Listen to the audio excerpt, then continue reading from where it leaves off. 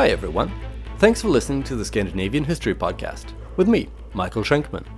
Last time, we talked about how the sons of Magnus Barefoot managed to rule Norway together, even though Denmark and Sweden were engulfed in costly and bloody civil wars over who was to rule those kingdoms. Norway had peace for over 20 years while Sigurd the Crusader and his brother Eystein split the throne between them. But unfortunately for the 12th century Norwegians, it was not to last. This week, we'll see Norway going down the same path of internal fighting that Denmark and Sweden already had. Fair warning, it will get pretty grim at times. As I mentioned last time, it all began when a guy called Harold showed up at King Sigurd the Crusader's court and claimed that he was the king's half-brother who had been brought up in the British Isles. Sigurd recognized the validity of Harold's claim after his supposed half-brother had gone through a trial by ordeal and promised not to usurp either Sigurd or his son Magnus. Soon after that matter had been settled, Sigurd the Crusader died, content to know that the succession was secured and that domestic peace would be preserved under the rule of his son.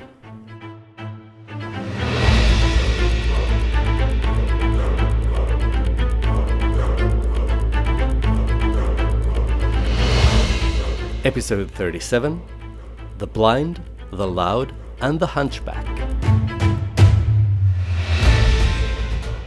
So to begin with, the Middle Ages had started off peacefully enough for the Norwegians. Magnus Barefoot's sons had run the country pretty successfully for decades, and as civil wars raged on in Denmark and Sweden, domestic tranquility had been preserved in Norway. But that changed in the year 1130. The death of Sigurd the Crusader kicked off a civil war that made fighting in Denmark and Sweden pale in comparison. The Norwegians would continue fighting for more than a century over who was to rule the country. Not that they were fighting continuously for over 100 years. The conflict died down from time to time, only to flare up again with renewed force. With time, two distinct sides developed, virtually guaranteeing that the strife would become a self-playing piano and continue from generation to generation, with the two sides no longer fighting for any particular pretender, but just trying to keep the other side away from power. So without any further ado, let's get into it. As I mentioned already last time, Magnus, King Sigurd the Crusader's illegitimate son, hated his newly acquired uncle Harold. Magnus was suspicious of Harold's intention and did nothing, or at least precious little, to hide how he felt about him.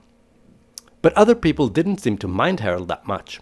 He was both charismatic and generous, two of the most important character traits a Scandinavian leader should have at this time. On top of that, he was also humble and didn't make a big deal about his royal blood. Someone who did make a big deal about his connection to the royal family was Magnus. He was arrogant, spoiled, and acted entitled. Not exactly the most attractive combination of characteristics. When his father died, Magnus was declared king in Oslo. Since he thought that was it, and that he was now the unchallenged king of Norway, he didn't immediately take any further steps to ensure that the rest of the country would formally recognize what Magnus perceived to be his indisputable right. But Uncle Harold had other plans. When he heard that Sigurd the Crusader had died, Harold had himself declared king in Tønsberg. For those of you whose knowledge of Norwegian geography is a little spotty, I can tell you that Tønsberg is situated some 90 kilometers south of Oslo on the western shore of the outer Oslo fjord. So now Norway was back to having two kings. But maybe you, just like Magnus, want to protest. Harold had explicitly promised Sigurd the Crusader that he would not do what he had just done. He would not try to become king as long as Sigurd or Magnus were still alive, and Magnus was very much still alive. Harold brushed such objections aside, saying that his promise to Sigurd didn't count because he'd been forced to make it under duress. Magnus wasn't convinced by this line of argument, and he wanted to set out to Tønsberg and crush his insolent uncle, who probably wasn't his real uncle anyway, who had dared to overstep and claim parts of Magnus's royal inheritance. Unfortunately for Magnus, the people around him didn't share his enthusiasm for a military solution to the problem. Also, unlike Magnus, Harold was popular, and a lot of people were flocking to his cause. They were willing to go along with believing that he was indeed the son of Magnus Barefoot, simply because they preferred him over the insufferable Magnus. After 7 tense days, Magnus had to concede that he wouldn't be able to crush Harald, and so he agreed to compromise. They would be co-kings of Norway, but Magnus insisted that he would inherit all of his father's ships, silver, tablecloths, and other earthly belongings. Harald agreed, and for 3 years they ruled together in an uneasy state of, if not peace, then at least tolerance of each other. But in the end, Magnus just couldn't live with the fact that he had to share the throne with his usurper uncle, and so he started to prepare for war to get rid of Harald once and for all. The thing with preparations for war, though, is that it can be tricky to keep secret, and Harald soon caught wind about what Magnus was up to. Naturally, he responded by starting to gather an army of his own. The two sides met at the Battle of Fairlev, in what today is western Sweden, on August 9th, 1134. Magnus and his superior army won a decisive victory, and Harald had to flee for his life. He managed to escape, though, and took refuge in Denmark. There, he received a warm welcome from King Niels, since Harald's opponent in Norway, Magnus, was married to the daughter of the recently murdered Knut Lavard, that is the second Saint Knut for those of you keeping score at home, and so he was supporting King Niels' opponent in the ongoing Danish Civil War. Your enemy's enemy and all that. Meanwhile, back home in Norway, King Magnus was pleased with himself. He just dealt a mighty blow to his opponent, and now he was finally the uncontested king of Norway. It was time to celebrate. Even though his advisors kept telling him that the war wasn't actually over as long as Harald was still alive, and that it would be a really bad idea to let his guard down, at this point, Magnus decided to disband his army and send everybody home. He only took a small retinue of loyal men and set off for Bergen, where he planned to spend the winter. Magnus probably should have listened to his advisors, because Harald was far from beaten, and he wasn't even going to wait for spring to prove it. The Danish king had been generous enough to provide Harald with a fleet to try and take out his rival, and Magnus had hardly had time to send his army away and to settle into his winter quarters in Bergen before he heard that Harald had returned to Norway and that he was sailing along the coast, gathering support and soldiers for his upcoming attack on Magnus. Since Harald was a nice guy whom everybody liked, and Magnus was not, Harald met little resistance on his way westward along the coast. He approached Bergen just in time for Christmas Eve 1134, and by then his army had grown substantially. But even though the city was basically defenseless, since Magnus had neglected to fortify it properly, Harald halted outside. Attacking immediately would have given him an easy win, but it would also have been a violation of the Christmas peace that already had been declared. For the whole period of Christmas, violence was forbidden, and going to war at this time of year would have been a crime against God and the Church. Harald knew this, and decided to bide his time and spent the holiday encamped outside Bergen. Only at this point did it actually sink in for Magnus that he was in deep trouble. He gave orders to hurriedly prepare the city's defenses as best they could. He also made sure that the harbor was blocked with logs and chains so that no ships could enter. And then he spent the holiday waiting for the attack he knew was coming. In January 1135, as soon as the Christmas period was over after Epiphany, Harald set his army in motion. At this point, Magnus didn't really stand much of a chance, but due to one last mistake, he made sure he wouldn't manage to repel the attack. Magnus just assumed that Harald would attack from the most obvious direction and concentrated all his best forces there. So when Harald snuck up from behind, the defenders of Bergen realized that they were going to lose, and so they started to desert in droves. Even Magnus realized that his cause was hopeless, so he tried to get away on a ship that was waiting for him in the harbor. But his ship got stuck in the same blockade he himself has made sure to set up to bar Harald from entering, and so Magnus was caught. Harald wanted to make sure that Magnus or any potential descendants of his would never pose a threat to him ever again, but he couldn't really execute him since killing a king had become rather a big deal by this time. So instead, he ordered that Magnus be blinded and castrated. As a kicker, he also ordered one of his feet to be chopped off. This may not have amounted to regicide, but the treatment was still considered below the dignity of free men, so slaves were ordered to do the dirty work. Magnus, who for obvious reasons from now on would be known as Magnus the Blind, was shipped off to a monastery on an island in the Trondheim fjord. There, he was supposed to spend the rest of his life in isolation as a monk, far away from any political goings-on in Norway. When that unpleasant business was taken care of, Harald settled in to rule Norway as its sole uncontested king. But then, almost exactly 10 years after Harald had shown up at King Sigurd the Crusader's court claiming to be the son of Magnus Barefoot, a guy called Sigurd shows up at Harald's court in Bergen claiming to be his brother, yet another hitherto unknown son of Magnus Barefoot. Sigurd explained that he hadn't known about his royal lineage and had become a deacon. Only when his mother was on her deathbed had she revealed to him who his father really was. When he heard this, Sigurd had abandoned his ecclesiastical career, which he apparently wasn't particularly well suited for anyway, since he was a bit of a loudmouth. He was even nicknamed Sigurd the Loud. Harald demanded a trial by ordeal for Sigurd to prove his lineage, but Sigurd declined, insisting that he had already gone through a trial by ordeal in Denmark. No fewer than 5 Danish bishops had witnessed him walk over smouldering iron without it harming his feet. Unfortunately, none of these bishops were present in Norway to back up Sigurd's claim. Perhaps unsurprisingly, that wasn't good enough for King Harald. He suspected that Sigurd was up to something, quite possibly the same thing he himself had been up to a decade earlier, and that there was more than an average risk of him ending up like Magnus the Blind if he didn't put a stop to this at once. So he decided to kill this new pretender. He ordered some of his men to take care of it, but they botched the mission, and Sigurd managed to escape and started to gather support for a rebellion against King Harald. It wasn't too difficult to find people willing to join him. Many of Harald's soldiers had begun their careers serving Magnus, or even his father, Sigurd the Crusader, and they were happy to conspire against the usurper who had treated their previous king so cruelly. On the night of December 13th, 1136, when King Harald was looking forward to some quality time with his mistress, Sigurd and some other men barged in and killed him in bed. The following morning, when the queen, or rather dowager queen at this point, woke up and heard what had happened, she realized that she needed to act fast if she wanted to try to salvage the situation.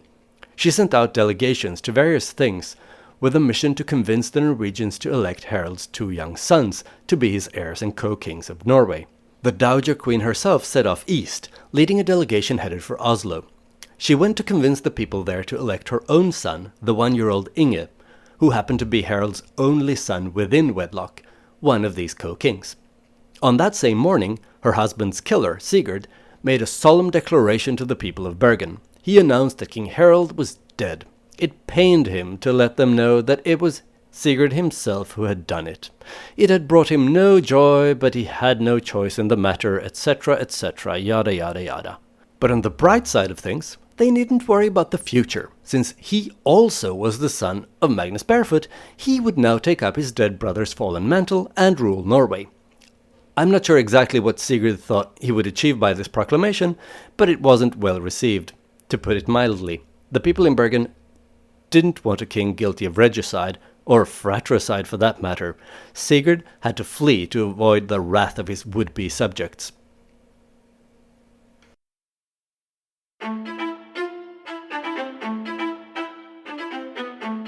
Things hadn't gone as smoothly as he'd hoped, but that didn't mean that Sigurd was ready to throw in the towel just yet.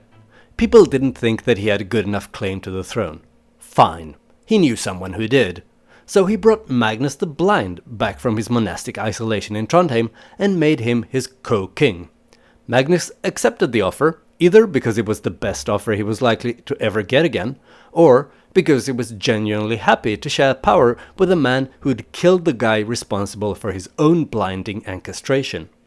Sigurd the Loud and Magnus the Blind decided to split up their forces, and Magnus the Blind headed for eastern Norway, where he had the most popular support. Eastern Norway may have been the part of the country where Magnus the Blind had the most support, but he wasn't the only one with support in that region. In the summer of 1137, he met King Inge, the murdered Harald's son, in battle at Minne, some 70 kilometers north of Oslo, at the southern end of Lake Mjøsa. And when I say that Magnus met Inge in battle, I obviously don't mean that literally, since Magnus was blind and missing a foot, and Inge was only a toddler. But Magnus's army was defeated, and Magnus had to flee and take refuge abroad, first in the land of the Geats and later in Denmark. The young King Inge would probably have considered this day a very happy one if it hadn't been for the fact that he had been brought onto the battlefield, carried in a sack by one of his guards. Apparently, the guard didn't do a very good job at keeping the young king safe, because when the battle was over and the boy emerged from the sack, his leg and back were so badly injured that he would be an invalid for the rest of his life. He was given the nickname Inge the Hunchback, and he could never again walk unaided, but at least he was still alive and king. But Magnus the Blind and his co-king, Sigurd the Loud, also remained alive. They spent the following years in Denmark, only popping over to Norway for campaigns here and there, pillaging and robbing. If you ask me, that's perhaps not the optimal way to convince a population that you should be their king, but what do I know? They had to do something, and since they weren't strong enough to meet King Inge the Hunchback in open battle, this might have been the next best thing. Even though they tried to avoid it, eventually, in the year 1139, King Inge, or at least his army, caught up with the raiding co-kings Sigurd the Loud and Magnus the Blind. Sigurd and Magnus had brought some 30 ships with them from Denmark, and their army consisted of Danes and Norwegians. King Inge the Hunchback and his co-king set out to meet them, and the final battle took place on November 12, 1139 at Holmengrå, at sea south of the Oslo Fjord. The boy kings only had 20 ships, but their ships were bigger. At the beginning of the battle, the Danes got cold feet and took their 18 ships and sailed back to Denmark. Now all of a sudden, the boy kings not only had the bigger ships, but also the larger fleet. Sigurd the Loud and Magnus the Blind didn't stand a chance. Everyone on their ships was butchered by their opponents. In an attempt to try and get away, a loyal guard picked up Magnus the Blind and was just about to jump onto another ship and escape. But as he was going to take the leap, someone threw a spear at his back, skewering both him and the crippled king he was carrying, killing both. Sigurd was still alive and fighting bravely, albeit increasingly desperately. When he was the only man still alive on his ship, he pulled the same trick as Olav Tryggvason had done at the Battle of Svolder in the year 1000. That is, he jumped off the ship into the water and disappeared. But unlike Olav Tryggvason, Sigurd managed to survive, and he hid under his shield that was floating on the water. No doubt, Sigurd was hoping to sneak away as soon as darkness would fall. There was so much debris in the water that he might have gotten away with it, but after the battle, as the winners were rowing about, killing off the last injured enemies in the water, one of them asked for his life to be spared because he could point out where Sigurd the Loud was hiding. Sigurd was grabbed and dragged up on land, where he was tortured. A lot of people had bones to pick with him, and they decided to pick his. First, they crushed his arms and legs. Then, only then, they ripped his clothes off. They wanted to skin him alive, so they cut up the skin on his head, but he was bleeding so profusely that they didn't manage to get a good grip on the skin. So instead, they whipped him until it looked like he'd been skinned. To finish him off, they brought up a log and broke his back with it, and then they hung him from a tree. After that, they cut his head off. Sometime during all of this, fairly early on I hope, Sigurd the Loud died. As much as the people who killed him hated him, they all agreed that he had conducted himself very honorably at the end, not squealing or crying, but just chanting hymns. When that was all done, Norwegians hoped that they would finally get some peace and quiet. It's true that they still had 2 kings, but they were just children, and the boys had the same advisors and counselors, so the risk of 2 rival power centers developing was minimal, and so the risk for a continuation of the civil war also seemed low. But just as everyone was about to let out a big collective sigh of relief, it was Civil War Groundhog Day. Some stranger called Eystein showed up, claiming to be the son of King Harold, born in Scotland. That would make him the half-brother of the 2 boy kings, and he demanded that he'd be elevated to the status of king just like them. His claim was actually accepted because it was widely known in Norway that Harold had in fact fathered a son in Scotland, even though no one knew exactly what the boy looked like or what his name was. So Eystein was proclaimed co-king with his 2 younger half-brothers, and Norway once again had no fewer than 3 kings. Despite this, the country experienced a few years of peace.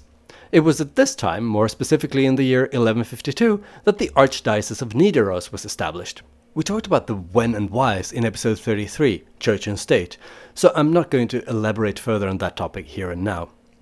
Part of the reason for the peace was that Eystein spent a large chunk of this time campaigning in Scotland, as if the Viking Age hadn't ended a long time ago. As I just mentioned, it also helped that the two other kings were children and that they shared one set of advisors. But this period of peace was only a temporary break. The civil war was soon on again.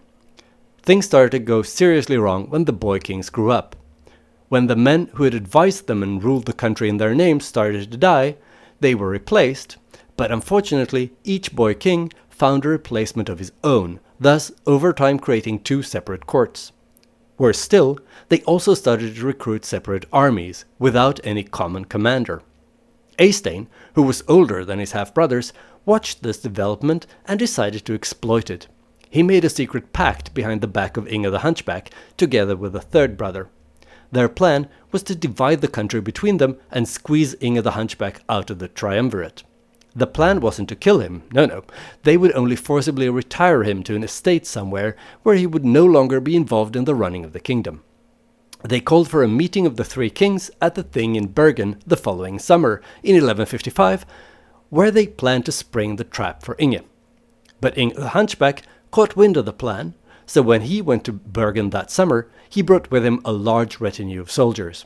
He arrived first and was soon joined by his younger brother.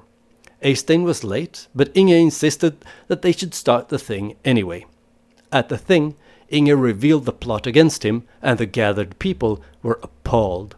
But his brother denied everything, claiming Inge's advisors had made up the story. Tension rose in the following days, and soldiers loyal with the two kings got into sporadic fights in the city. A few of them were even killed, and everything seemed ready to blow up at any moment. Inge the Hunchback hesitated and didn't want to start open war against his brother, but in the end his mother, Dowager Queen Ingrid, goaded him into action. Inge attacked his half-brother as he was at a farm outside the city. When the attacked brother came out of the house to give up, he was cut down.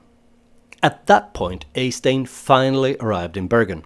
When he learned what had happened and that the plan to get rid of Inge the Hunchback had backfired, Eystein sensibly decided to stay in his ship outside the city. He sent emissaries to Inge to try and work something out.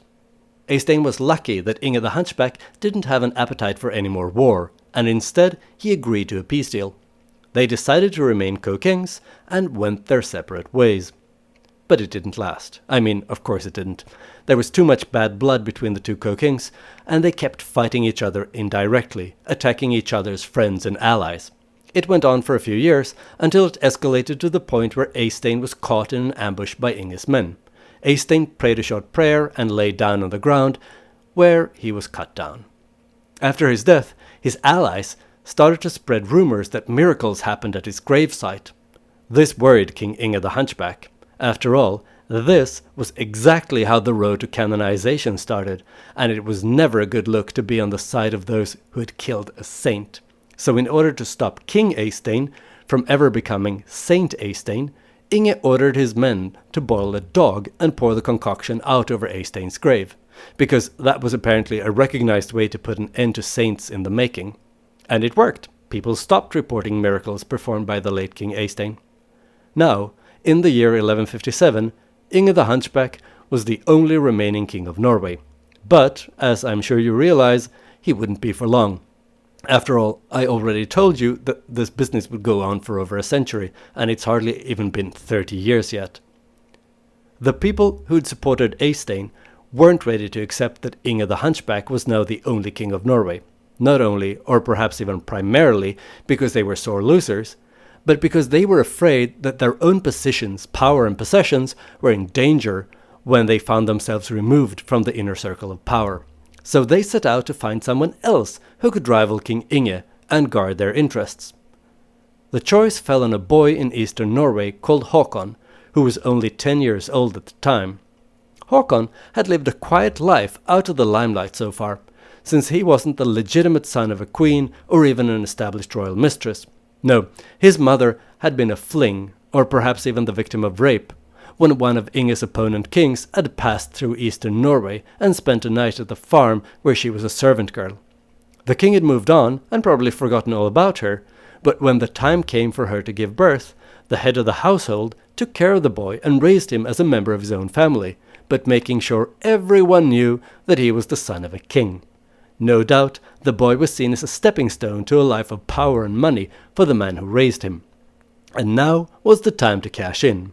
In the year 1157, Håkon, who was called Håkon the Broad-Shouldered, either because he had remarkably broad shoulders, or because he was surrounded by people who understood the value of good PR, was declared heir to his half-uncle Eystein.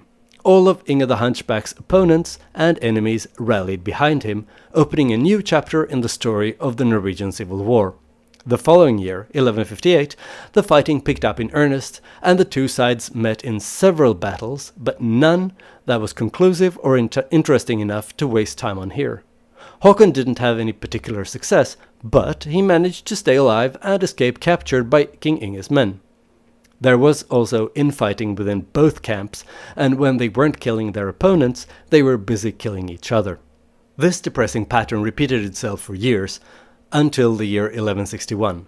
That winter was particularly cold, and there was even ice on the Oslo fjord. Despite the weather, the war was still going on, no spending of the winter in camp avoiding the cold. On February 3rd, 1161, the two sides drew near each other, and King Inge the Hunchback decided it was time to deal this upstart Håkon a decisive blow. He ordered his men to get into battle formation on the ice of the frozen Oslo fjord, and even decided that he was going to participate in the battle personally. It's a bit unclear what he thought he was going to prove by being there in person, considering the fact that he couldn't even walk, but he was the king, so he got his way. At dawn on February 4th, Håkon and his army drew near. As they did, a large portion of King Inge's soldiers defected to Håkon's side. Inge the Hunchback obviously realized that this wasn't a good sign, but he decided to stand and fight. He was the king, after all. He wasn't going to run. That was incredibly brave, but also incredibly stupid. Inge the Hunchback was defeated and killed, and his forces were scattered. Håkon the Broad-Shouldered was now king of Norway. Inge's most prominent allies fled or went into hiding to avoid the vengeance of the victor. Most of them managed to escape with their lives, and eventually they rallied behind one of Inge's advisors, a nobleman called Erling Skakke. Skakke means crooked neck, and he was called that because he'd taken a cut to the neck once in battle, and the wound hadn't healed properly, putting his head on a permanent tilt. To gather additional money and resources for the continued war against Harald the Broad-Shouldered, Erling Skakke went to Denmark to try and win the support of the Danish king. The trip was a success, inasmuch as the king of Denmark did agree to help, but the assistance came with a steep price. He demanded that Viken, the Oslo fjord region in eastern Norway, be handed over to the Danish king once Erling Skakke had won the war. Erling Skakke didn't like it, but he had no choice but to accept. He agreed to the terms and went back home to Norway to continue the war.